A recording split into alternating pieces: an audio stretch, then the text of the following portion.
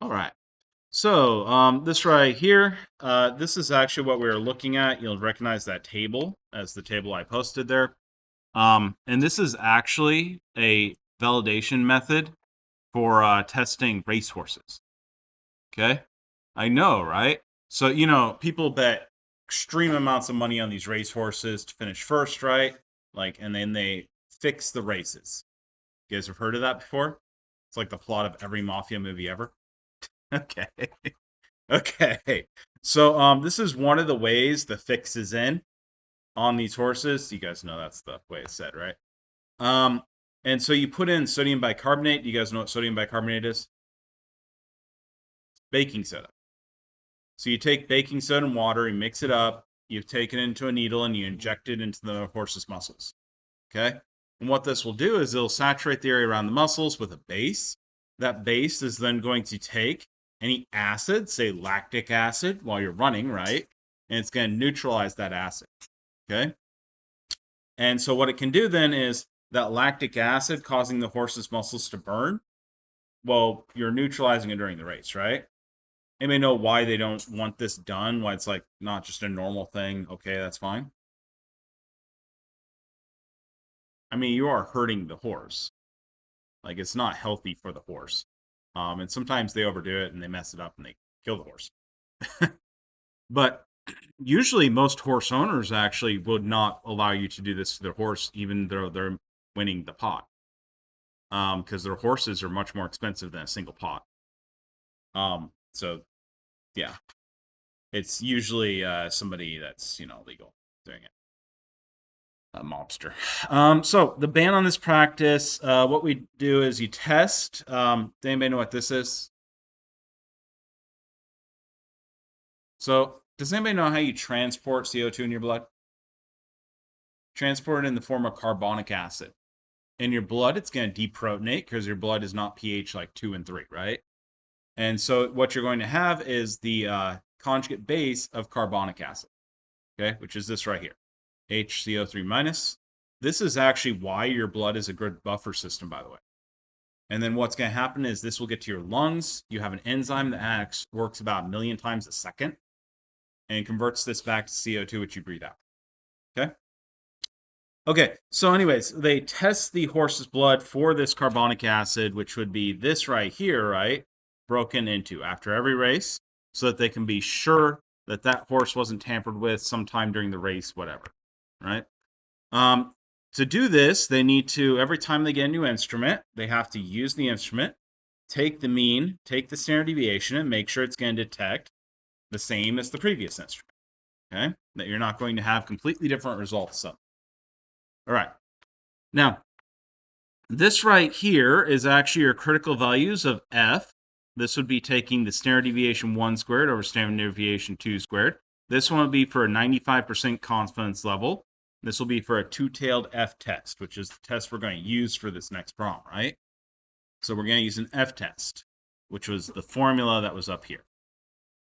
That's that formula. Okay. Now, again, which one is the large number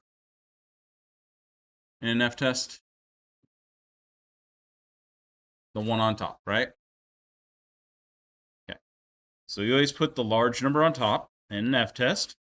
That's so your F is always greater than or equal to 1. And so it'll always be a number that's greater than 1. You can never get a number less than 1. If you do, you know you've used the formula incorrectly. We'll calculate an F value, which we will then compare to the F table. Okay. Okay, so the first thing we need to do here is we need to take this table we are given right there. Those are those two instruments. We have a mean, we have a standard deviation, and the number of measurements in this, right? This is the original instrument here. This is the new instrument that's being used. If anybody thinks that they don't actually need this in life, I'm going to tell you right now, it's pretty common for an instrument breakdown, you have to switch to a new one. And you then have to prove that this instrument is going to be measuring the same set of data the same. Okay? So it's actually quite common to need to do something like this. You're smiling at me as it happened. Yeah, yeah. I bet it was 30 something instruments.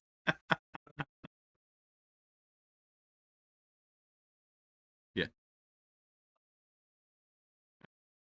Yeah, you would have to do this a fair amount of times, actually. Yeah. You typically use historical data here, and then you'd have some sort of like calibration that you do weekly, and then you can use that same serum here.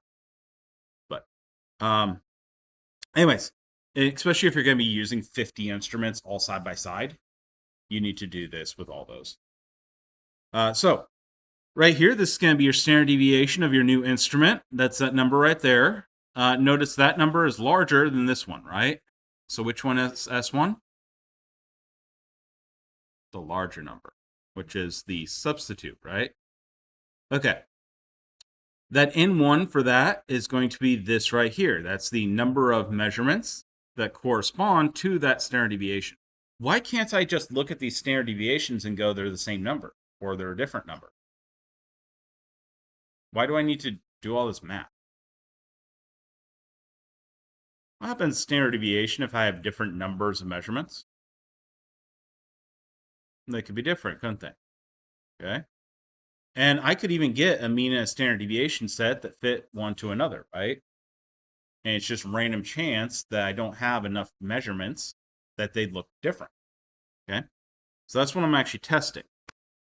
Okay, typically you use this for 95% confidence interval. This is going to be S2. This is going to be the original instrument. N2 will be the original instrument. Does anybody have any questions so far? Did I lose anybody yet? Okay. No? Yeah? All right. Okay, so we take our formula, we plug these values in. Again, S1 is the larger number. I know. Okay. And if I repeated that enough times. Okay. Okay, you square these.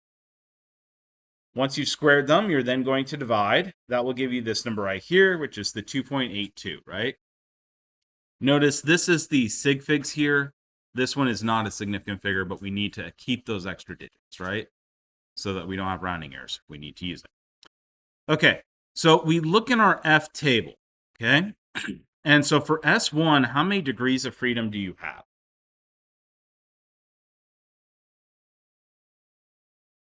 So degrees of freedom is always the n minus 1, right?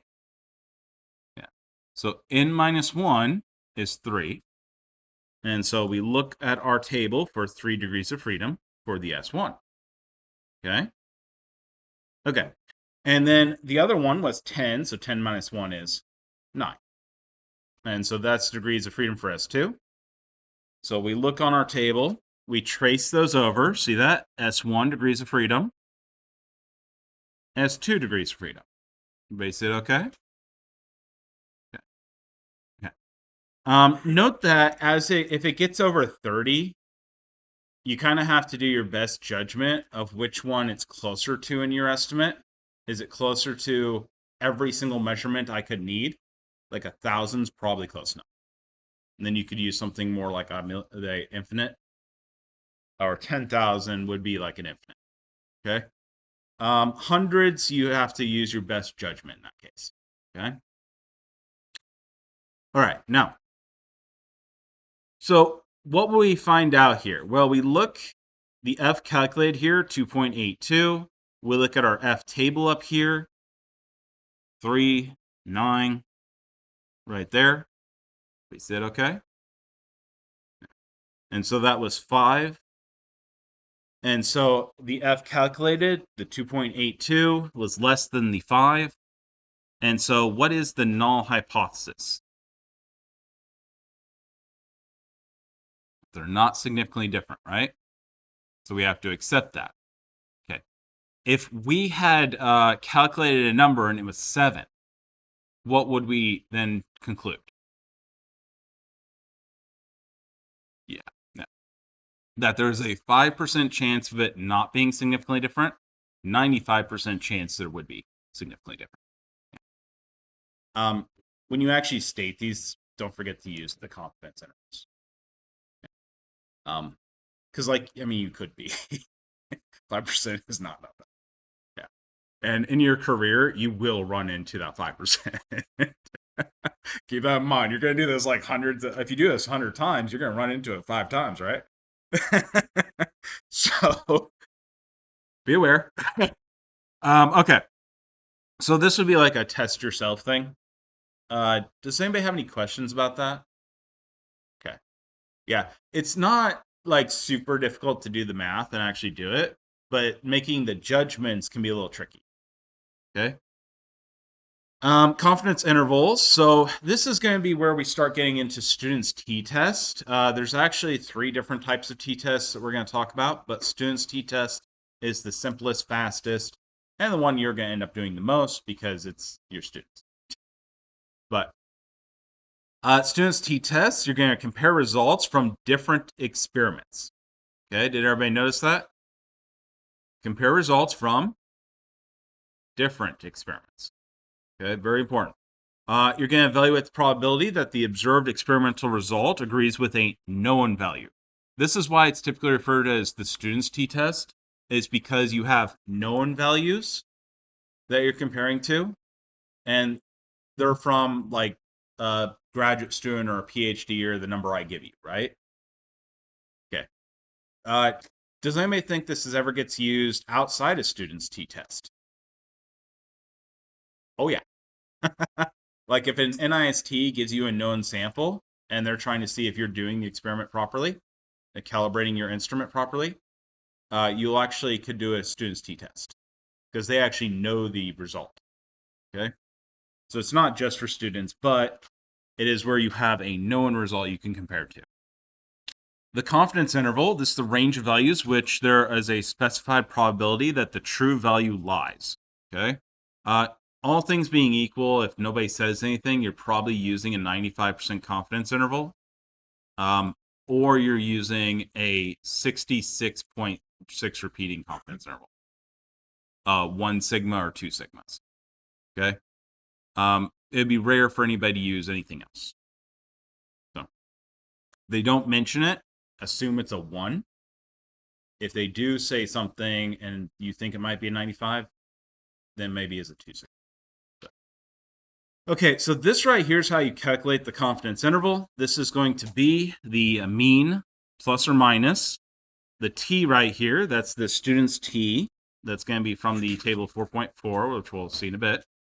And then that's times, which is that again? Standard deviation, right? And then you divide by the square root of n. What's n? Number of observations, right? Which is typically 3 or 4 for you.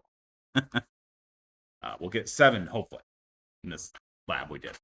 Okay, so the student's t again, you need the table 4.4. You can actually calculate those, but they're a lot of work. So typically you'd use the table. Okay. So if we repeat the n measurements many times, we compute these. The 95% confidence interval will include the true population mean. We don't know that value typically. That is something that you normally can't know. And 95% of these sets of that number of measurements. Okay. So if you're doing this and you get numbers out here and it doesn't have your value within them, or you're too wide and you're a little leery, you can do more measurements to shrink this. Okay. And that will help you thin your confidence interval. So again, 95% confident that it's going to lie within that confidence interval. Okay. So if we do this number, there would be a lower number to a positive number. That's our confidence interval, right? And our confidence level is 95% in this case. Okay. Okay. This right here is your degrees of freedom again. How do we calculate degrees of freedom again? N minus 1. Yep. This right here is your confidence level. See the 50%, 90%, 95%, 98%, etc. Okay. And it goes on. Okay, so let's try this out. So carbohydrate content of a glycoprotein, protein with sugars attached to it, is found to be 12.6, 11.9, 13.0, 12.7, 12.5 weight percent. The grams carbohydrate for 100 grams glycoprotein is what this percentage right here is. This is replicant analysis of the same sample. So let's find the 50% and 90% confidence intervals. for this carbohydrate content. So go ahead and start working on that.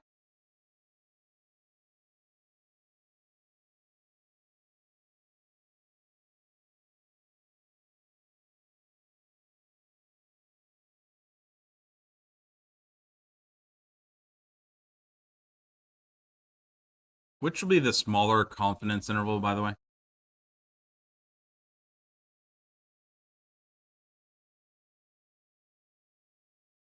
The smaller range, right? So it's kind of like this. If I only use this amount of range in my vision, my chance of finding all my students is pretty low. In fact, I can only see 3 within that range right now, so I'm less than 50% on it. But if I have a confidence interval like this, then my chance of finding all my students is really high, right? Okay. Folks, so work on that the best you can. Does everybody have your numbers?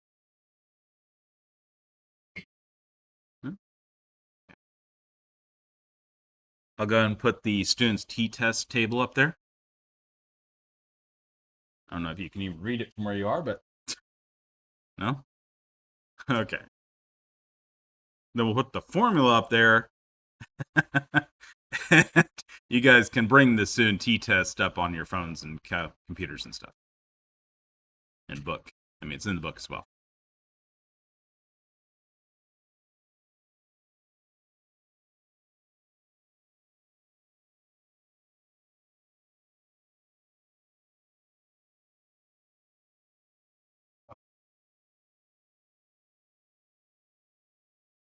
Again, if you find a problem that we're sitting on and you're like, we don't need this, Dr. Clausen, let me know.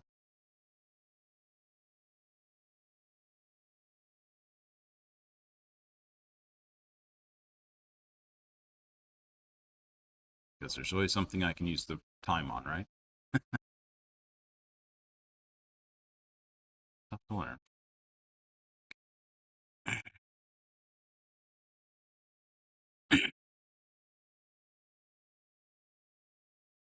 And please do feel free to like consult each other and argue things out. You remember better.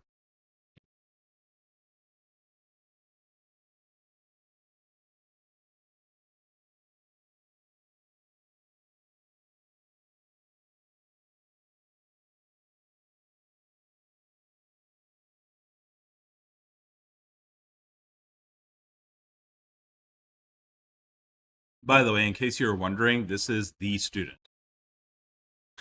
Yeah.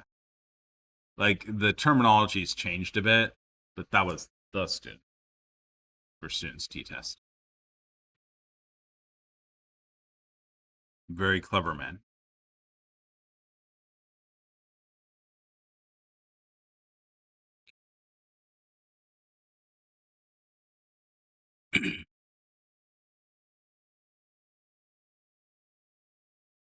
I just use that where its student usually has a true value to compare to because it makes it easier to remember.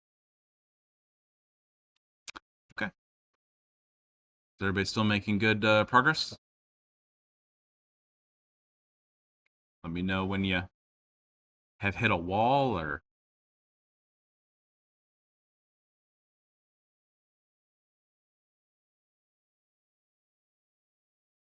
we got done.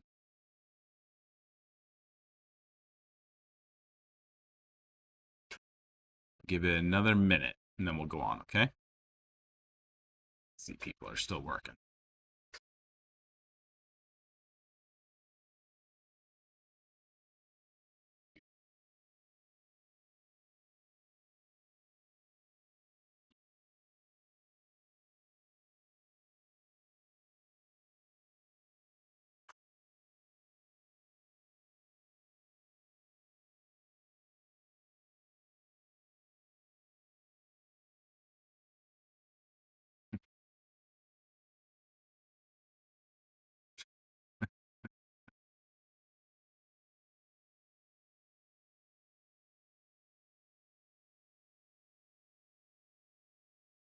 Okay, Will?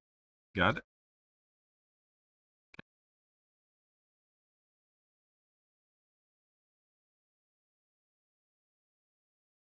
Okay, folks, I'm going to go ahead and move on. All right.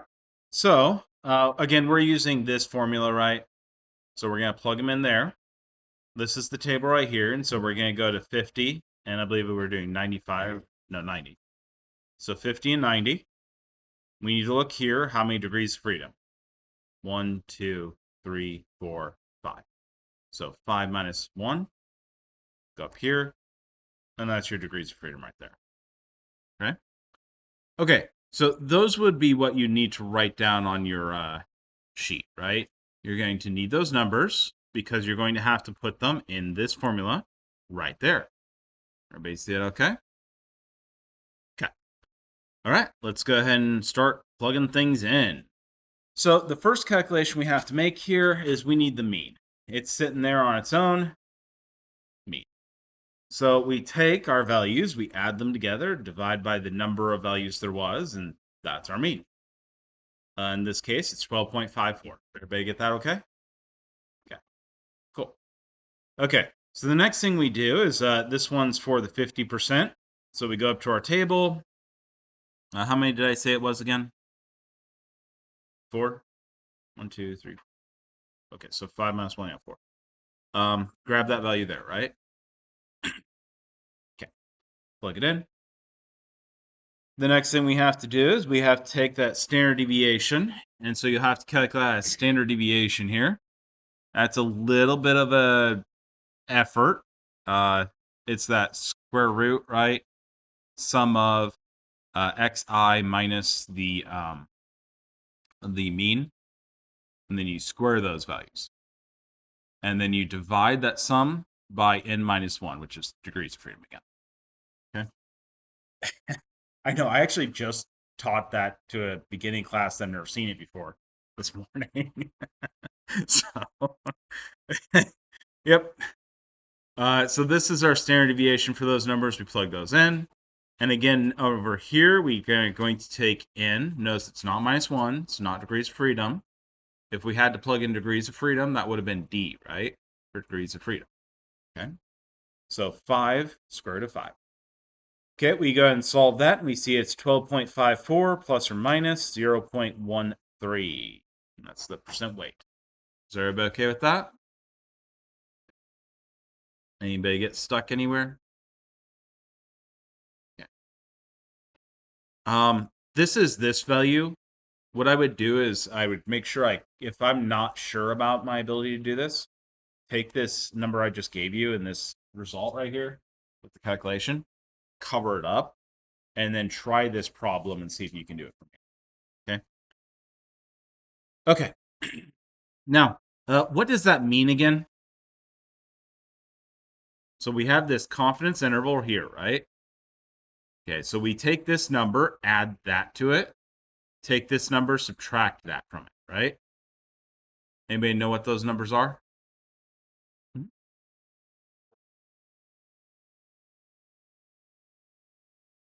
Yes. Oh, 90%. Yeah, exactly. So there's a 90% chance that our true value, right? And that's that mu, right? So the true mean lies within this, okay? That's exactly correct. Okay. Here's a follow-up problem if you guys need it, but I don't think you need these follow-up problems, so I give you plenty of homework. I think you all agree with that one, aren't you? Okay. So this is the computer simulation. By the way, do you guys feel like I should have less in my grade, thus less homework? You'll have to tell me sometime if you guys would prefer to have more your grade be exams. No? No? Okay. That was really immediate. Like everybody, no. God no. Okay, so again, this is that same meaning for a confidence interval. I'm gonna skip through to the next part unless you guys have any questions. Okay. Okay. Again, the mean is going to be more precise if we have more values right. We'll have a much tighter confidence interval. Okay. Okay. So you can report on uncertainty in several different ways. This is two of the major ways you would see this. this is sort of the standard, but you can also do it according to confidence intervals, right? But keep in mind that somewhere around here, you have to list 95%, 50%, 90%. This number here, without giving anything about the confidence interval, doesn't actually make sense. Okay? So if you just like did number plus or minus number, they're going to assume probably this right here. Okay? So be careful about that. It's people make that damn mistake a lot, actually. So up here, this is actually how you do it with a spreadsheet. You'll notice using a spreadsheet is way faster than a calculator. Okay? The nice thing about doing it with spreadsheets is like R is more powerful if you have more data. It's worth using R. If you start getting into the hundreds and thousands of data sets, just go ahead and start using a programming language like R, okay? But if you're under 1,000 data set, then an Excel sheet that has this stuff set up is so much faster than R could ever be and much more user-friendly. You can give it to a lab tech that has no experience and they can just plug values in and then you automatically know, okay? So this is actually how you do the student's t-test in R. Is everybody comfortable with reading these at this point? Everybody can see what this, no? Okay. Let's look at this real quick. So right here, we have a mean. That's the value right there. This is what's actually been put in this cell here. Okay? Can everybody see it okay? So like what we had is we have our data set. And then in this cell, that person typed out average, start parentheses, they highlighted this data, enter.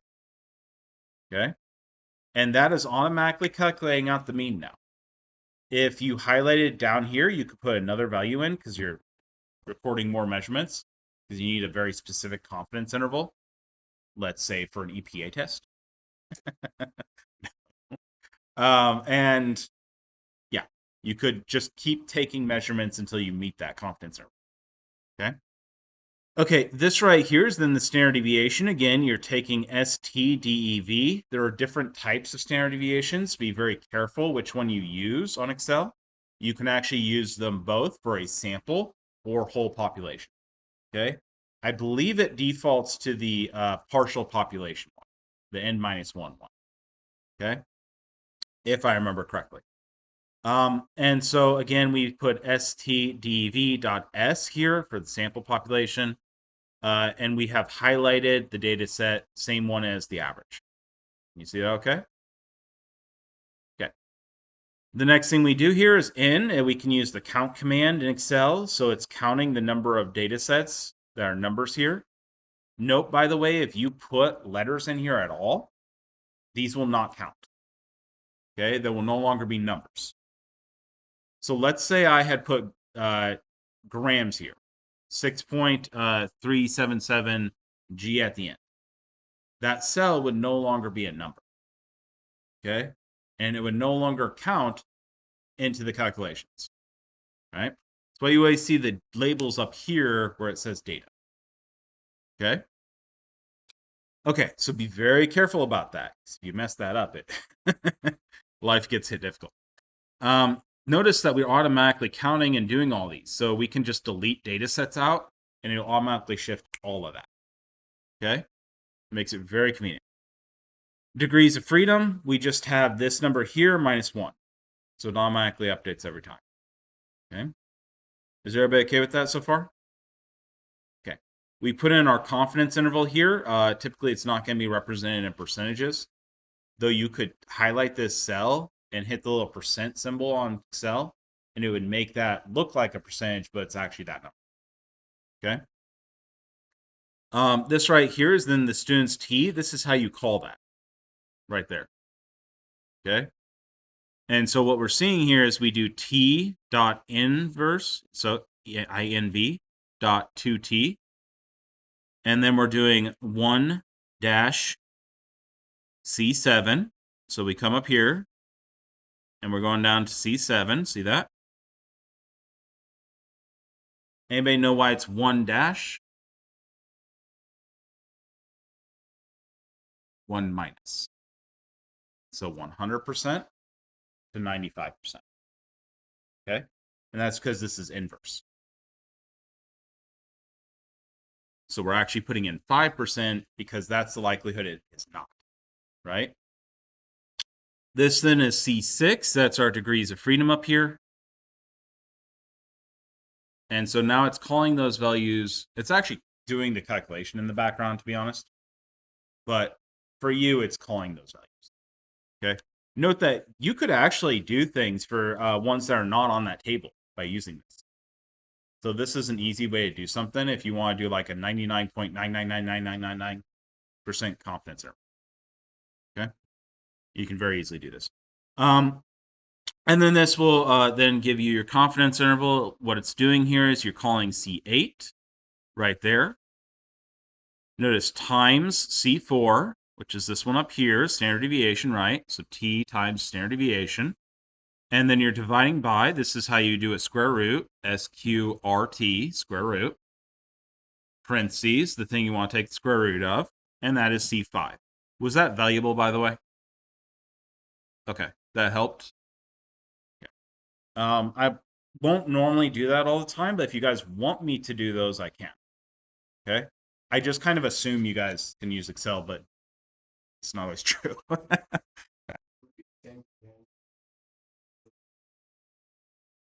99%, same command. Okay? This one would be the one that I'm not sure on. And what you'd want to do is just go on to Google and go like, put in the command and then put Google Sheet behind it. And basically every single command Google Sheet somebody's asked. And they have like a whole web page on Google Sheet that helps. Now, if you use Excel, Excel actually just straight up has an entire database of all the possible commands and videos to show you how to do it and everything. Yeah. And you all should actually have Excel. You have it through the school. So you can just sign into Microsoft 365 and just free. Okay. Likely your workplace will have Microsoft 365 and you'll have it. So like you'll go from here school to either another school or workplace. That will happen. So I would recommend Excel actually. It's more powerful. It's like a lot more powerful. And you can do a whole set of things you can't do on Sheets. But Sheets is nice for sharing, which is nice. Okay, does anybody have any other questions, or did I answer that question? Okay. Okay, so let's talk about the comparison of means with student T here. So are the means two sets of numbers statistically different? This is the other use for a t-test and the student's T, okay? This one's typically referred to as the student's t-test, whereas we were just calling up the student's T value for the confidence intervals. Is that kind of making sense? Okay, so again, we're going to be doing a t-test now. And this is going to determine if there's statistical difference between the two mean values. Typically, this would be a t calculated. So you would calculate it, and then you would have a t table that you're then going to compare it to. That's that same t table we were looking at. There's a less than 5% chance the two data sets came from populations with the same population mean, or the difference is considered significant. That'd be for a 95% confidence interval, right? If you're doing for a 99% confidence interval, it'd be less than 1%, right? Okay. Almost every time you do this, you would do it for 95% confidence interval, but again, I want to train you so you can actually do jobs and not sit here and repeat what I say. Okay. Now, this is the different cases for this t-test, okay? And you have to use slightly different methodologies for these. There's actually different equations. If you're religious, just go ahead and start praying right now. That's case 1. Okay? And pray that it is not case 3. Okay?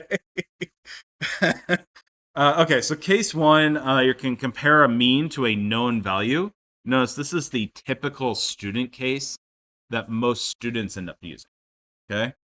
And we're literally, I've given you a value, you have a literature value, you're trying to figure out if you're off from a literature value. This would also be the case of like NIST ships you a sample. And you will have to, well, you may not be the one doing it, but somebody's going to do a student t-test here, case 1, for their known value versus yours. Okay. They may do a case 1, the other cases we'll talk about it, but very likely case 1 because it's easier. So this is going to be the measuring the same quantity several times. You are going to obtain a mean and a standard deviation. You're going to compare your means to an accepted answer that is your literature value, which you're holding to be the true value, right? And so you're going to use that as if it's a mu. Okay? It may not actually be a mu. Now, this is case 2. This is going to be comparing 2 different means. Notice we don't have a mu here. This is not an accepted value. We're just comparing 2 different ones. This could be 2 different labs. Okay. You're going to measure the quantity multiple times by 2 different methods. This is the case you would use if you had, say, 2 different instruments you're using. Okay. Or if you're doing an analog method versus a new instrument that you have to qualify. Okay. You're going to, you guys actually are doing this in the background with that one. Yeah, for anybody that went to PACE with me, we went to PACE. They're trying to use this new method where they use nitrogen to release as the carrier gas. And really cool thing they're doing. And they're doing this in the background right now so that they can prove that the new nitrogen method matches their old helium method so that they can then use that. Okay. Like somebody's doing this. Now, you're going to obtain 2 sets of mean plus standard deviation. It's very important that you keep these with each other and you understand that this one matches this one matches that one. Okay? So set 1, set 2. Everybody got that okay? Okay. You'll have one of these for each method. Okay? Because the methods are different, right? They're different methods. For sure, there is a difference. What you're trying to figure out is, do they measure same within this confidence interval? Okay. So does the mean from one set agree with the mean from the other set within the experimental uncertainty, which is within the standard deviations? Okay. This can be actually much more difficult to think about than you realize, because you could have one of these that fits completely within the other. Okay. Now, case 3, you're going to paired test. This is going to compare 2 methods where the samples are not duplicated. So you haven't duplicated the samples. It's a different sample. Okay. You're going to measure sample A once by method 1 and once by method 2. You're then going to measure sample B once by method 1 and once by method 2. And then you're going to take those 2 and you're going to compare, do the 2 methods agree within experimental uncertainty? Okay. And so you're trying to figure out, do the methods agree when you take these different samples and measure? Okay. Notice that that's more complicated, as you probably thought. Also notice these are not agreeing if the means are the same, right? And again, it's the 2 methods agree within experimental uncertainty because you have multiple means. Okay. Okay, so this one right here, we have a standard reference material. We're going to have you do this calculation in a bit. The infant formula is going to be certified by the National Institute of Standards and Technology, that's NIST, by the way, to contain 1,570 milligrams per kilogram magnesium. Measurements with inductively coupled plasma atomic emission spectrometry. Realistically speaking, right now, you don't actually care that much about these instruments. We'll get to that in instrumental methods. But what you need to know is the statistical methodology, right? And so this yielded results where the mean was 1,527.5, and you have a standard deviation of 28.7. Do these results agree with the known answer? So this is another way of thinking about this. So this is you were sent that reference material. You spend tremendous amounts of money on this, by the way. These are usually like $10,000. get these sort of things. Yeah. And they have certified it that this is the concentration right there, okay? And so within that significant figures, within that uncertainty right there, which is right, that's number here, they have said it is within that for sure. That is the mu. Okay. They're usually pretty accurate, so usually pretty good. NST is very well respected, by the way, worldwide. Okay. So what are we going to do for this? Well, we're going to use case 1. Okay, we have a absolute value, a true value, a mu, right? We have a literature value. And then we have our own mean and standard deviation on our methodology, okay, for this same sample. Everybody okay with that part? Okay, now notice I'm really stressing on identifying which case is actually the hardest part of these, okay? Okay, so we're going to use a 95% confidence interval because that's what our book has here. You could calculate your t's for the other ones if you need, though. Remember the spreadsheet I just showed you? Okay. So you're going to take your mean here. You're going to go plus or minus. Then you're going to take your t value from the table times your standard deviation, which is that right there, over the square root of n. In this case, what we're going to have is our square root of n is going to be 4. We did 4 measurements. And these are the values right here that we got. Everybody okay with that so far? Okay. Okay. And so this right here is going to be my confidence interval. If we restate that, this is just restating that confidence interval. Can everybody see why that's the same thing? We take this value minus this, lower number first, this value plus this, next the high number, okay? Okay, so we have our known value right there. Notice that that is just inside the 95% confidence interval, and so it is within it, isn't it? Okay? Kind of barely. We're a little on the close side there. I would have been a little ashamed of that one, but it it counts. Barely getting in the end zone is scoring, right? So the experiment result is not significantly different from the true value. Okay, and so we will pass that certification. Who here thinks that it's a given that you will always pass certifications? No. I don't know if your book still has this chart in it for this new version. I haven't had a chance to really go through. They used to have a chart in this that showed lead testing in the United States. Do they still have that? And it shows the different labs and how many of them failed. Got too high, too low.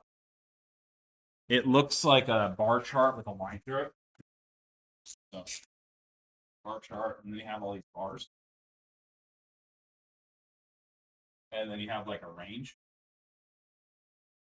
which is the confidence interval. Do they still have that table? No, probably not. You're all looking at me like, I have no idea what you're talking about. Okay, so what NIST does for all these different testing methodologies, like lead testing for water, lead testing in blood, is they actually send out samples to labs randomly, okay, if you're going to be certified for this. And then you send your results back. They then chart these, and they have their confidence interval, right? And see how many of them fall within this confidence interval. They're doing this, aren't they? They're just doing it for 1,000 labs, okay, in a chart. And so what you actually see if you ever look at one of these, they probably don't share it now because Michigan now, I think that. Because they got a real black eye from that. Is that, like, there's 25% of the labs in the United States fail this on a regular basis. Like, this is not unusual to fail at all. Okay? At all. Not even close to unusual to fail. In fact, the majority of lead testing for New York was being done by a lab that failed for 2 years. They couldn't pass for 2 years. Okay? Okay, so this is case 2, but in case 2, there's actually 2 ways that you can end up having to do this, okay? So this is case 2A. So we're going to compare replicate measurements when the standard deviations are not significantly different, okay? So we look here, this was that previous example we had looked on our F-test. Everybody remember that, okay? Nobody's confused. Okay. Okay, so again, horse race, blah, blah, blah. Okay? We had our F-test, did F-test, we got that. Cool. Okay? So we have this self-calculated, we already did it, we already looked it on the F table, we already got that. Okay? And we found out that these are not significantly different. Everybody okay with that part? So that means we can do case 2A because of the F-test. Was I explicit enough? Nobody's confused. Nobody's going to try to do 2A without the F-test. Okay. Okay. Even if these numbers look close to you, what are you doing first? The F-test. Right. Because if you do this without the F-test and you're not significantly the same, if they are significantly different, you will get complete crap out. It will not be reliable at all. Okay? Okay, so does that mean that the two methods differ? Just because they have a standard deviations that are not significantly different does not mean that the methods actually match. Okay? And so what you'll do is you'll actually do this right here. This is the S pooled. This is why you actually need those to match. Okay? It's because you're going to use a pooled standard deviation. And this is the formula to generate the T. So you actually do this calculation first. Can everybody see it okay? It's a little intimidating looking. What you're going to do is you're basically going to make a S value for your pooled data set. Okay? So standard deviation for the pooled data set. Notice it literally is just like you smash two standard deviation calculations together. That's it, all it is. You just added them together. You've added the ends together, and it's -2 because it was -1 on each, right? So you've literally smashed these together inside of this square root. Okay? You're making a pooled standard deviation. Okay, so note that you can actually simplify this calculation here if you already have your standard deviations because you did your F-test. Okay, so this is what it looks like if you have the standard deviations already because you already did your F-test, right? Which is almost always you just do this. Okay, and so you take your S, you square it, then you take n-1, multiply by that. Take your other S, square it, n-1, multiply the guy at that. Degrees of freedom, by the way. You already have those numbers. And then you add them together. You then are going to divide by n plus the other n minus 2. Notice all you're doing is taking this value back out and changing it to this. Can you see that? You're actually just removing the old degrees of freedom and calculating a new one. A pooled degrees of freedom. Okay, does anybody have any questions about this part? All right, so once you have your S pooled, which is this number, you're going to plug it into essentially a modified T, okay? And so this modified T here is going to have your mean for one minus the mean for the other, divided by the S pool.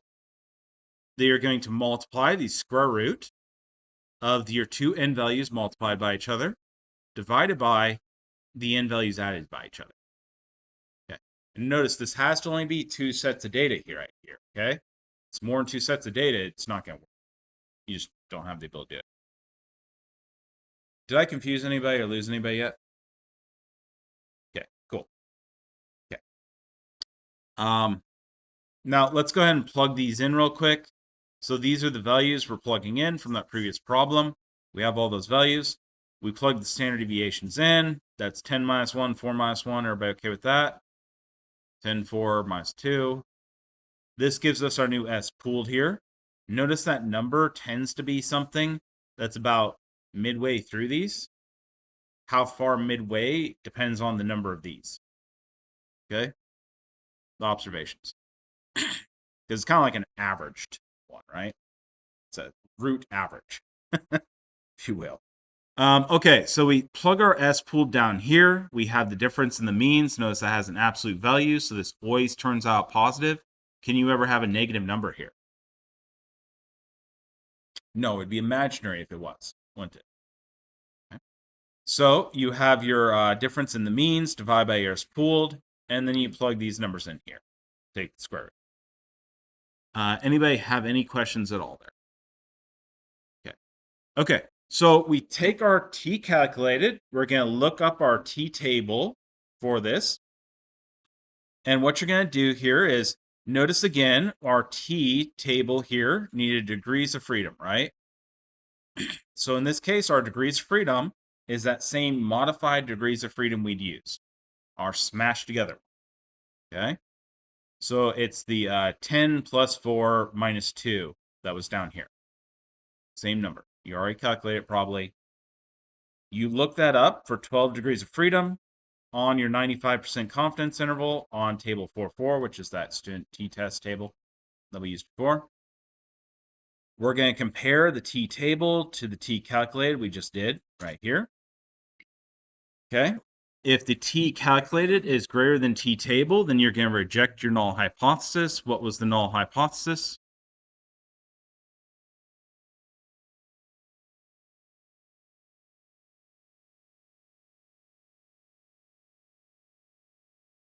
Did you say?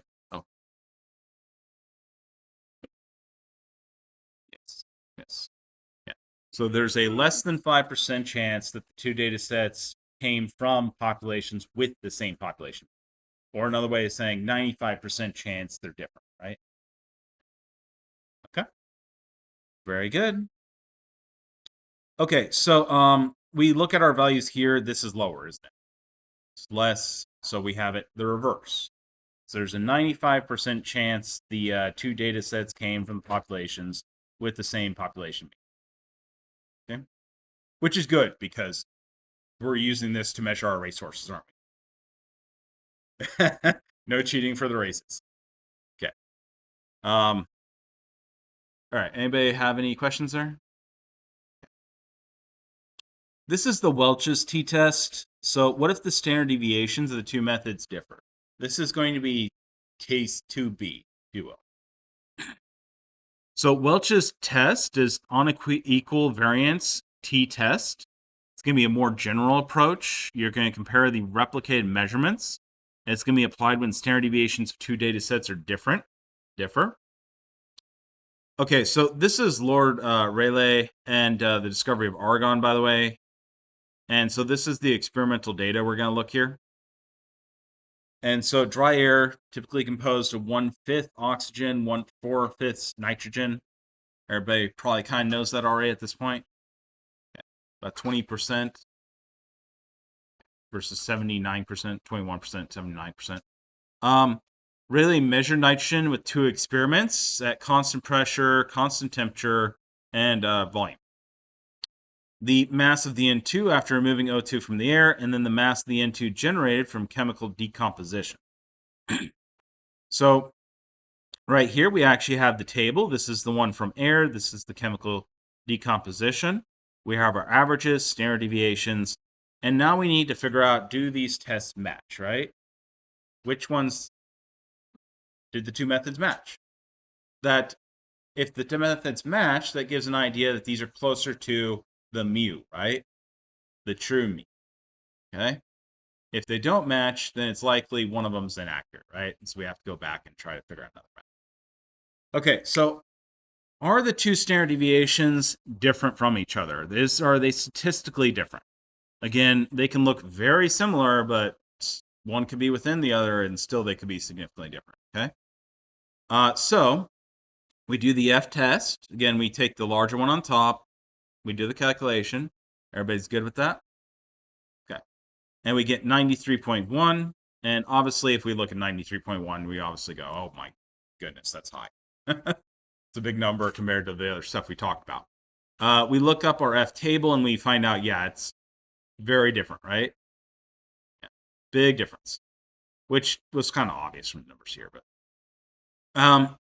so are they significantly different? Yeah. Can't use case 2a, right? Can't use the S pooled method. Okay. And so we now have to use Welch's test. And now we regret our choices in life. Okay. All right. So, do the two means differ? So, do these two means of these two methods differ? The standard deviations of your two methods do differ. So, the t-test equation becomes this version right here. Okay.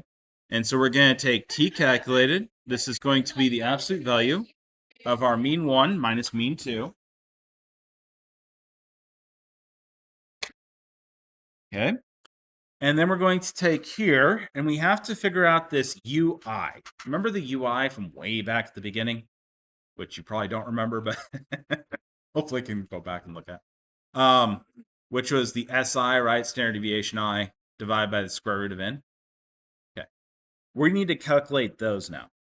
So we're going to calculate those. They're going to come down here. And that right there gives us, everybody can see that this is just the simplified version. Okay. It's just substituting these in. So that would be case 1 versus case 2. Everybody comfortable with that? Okay. Does it actually matter which case I do is which in this case? No, after my F test, it doesn't really matter anymore which one's 1, 2.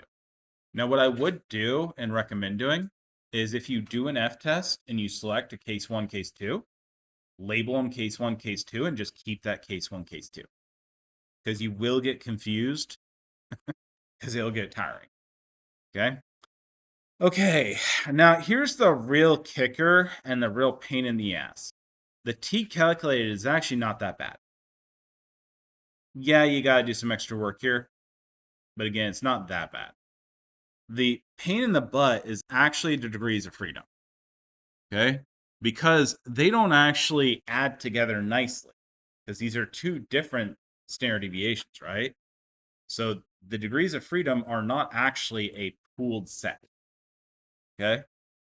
So this actually looks like a vector analysis, by the way, if you ever end up doing a vector analysis. And because it kind of sort of is. But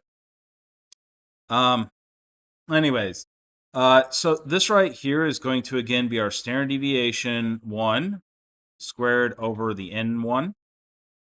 Everybody's good with that so far? You're going to add those together. You're going to square them up here.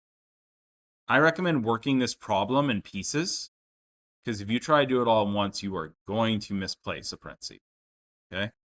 It is long on your calculator. Right?